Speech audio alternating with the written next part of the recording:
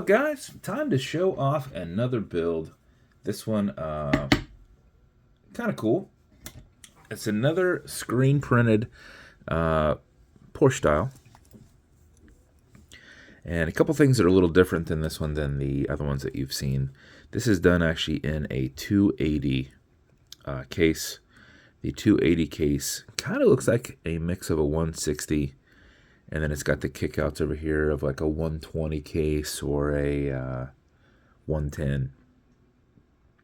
But this is actually a 280 Commandersky case. And the thing with those are they have a 20 millimeter lug. So what I did, I had some 20 to 22 extensions, and since I like to kick these out on the underside of these non-exposed lug watches, so this has it's a two-sided head screw that goes through. So either side you would unscrew, you can feed it out. Now when you feed it back through, you have to feed it through this because this doesn't have a full swing. The distance from here to here, where the lug hole is like perfect with the length of these, which means it won't roll on the other side of this. Now the strap will roll, but the extension itself won't. So when you feed it back through, it's got to feed through this area here you'd usually use for a quick release. Just gets that alignment way quicker. If you try and feed it through the other side, you'll just spend a long time working on it. But I found it was really easy to go through this side. So 280 matte case, small coin bezel, resin filled hour insert, white handset. Was able to use a yellow seconds hand to go with that nice lime green and yellowish dial. Milled crown, milled case back, custom painted and stitched Italian leather strap, super soft and pliable. And then I threw on a nice little, I wish I knew what to call these. I mean, outside of, they are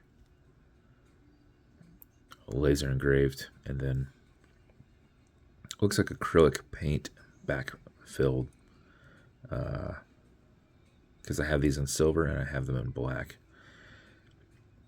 And when you look at the paint, it kind of has that acrylic look to it, where it kind of sparkles, like I can see it up there. Just what it looks like when I do it on dials. So that might be what that fill is. But this is lasered and then distressed to make it look, I don't know, tire tracks.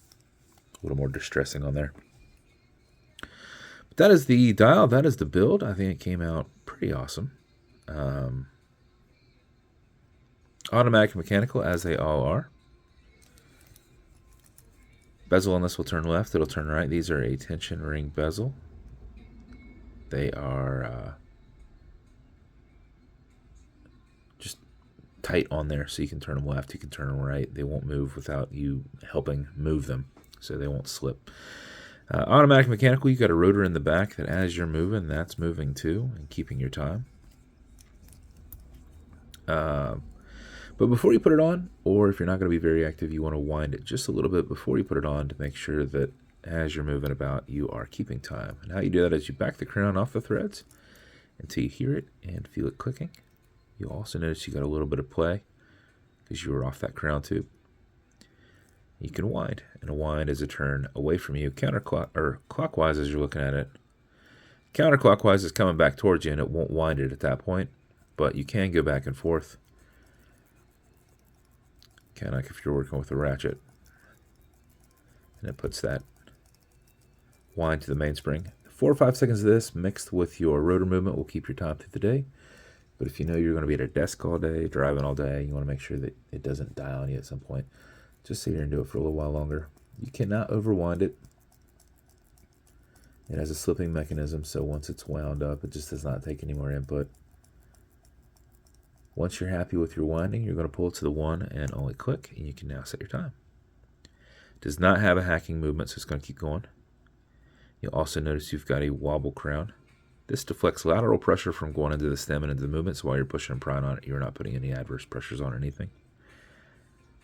Okay, Google, what time is it? It's 12:47 p.m. You're good. You're going to push it over, get it out of that time setting, and then wind it down. And that is the build. So I think it's the second 280 case I've ever done. That's it. If it's going to you, congrats. I hope you love it. As with every build, matching beads. We get as close as we could with these wild colors. I think we did a pretty good job. This will come with a custom laser engraved slider box with Atlas pillow. This will come with watch cleaner. Good on all glass and metal, so everything here in the center. Non-streaking, non-toxic, non-residue, as well as a microfiber. Will also come with leather conditioner to make sure that strap stays perfectly soft. If you ever feel that it's not, put a little bit of this on the front and back, probably more so on the back, and let it work in and remove any excess, let it soak in.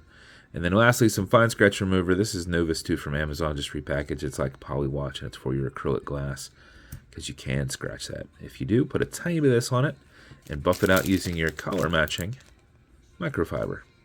If this scratches up and down, just go left and right, filling that scratch, haze it, buff it out, and it should be gone. Once again, if it's going to you, thank you so much for your support. I hope you love the watch. And if you want me to build you something custom and unique, reach out and I'll see what I can do. And if you want to continue to see videos like this, like and subscribe as I put them up all the time. Thanks, guys.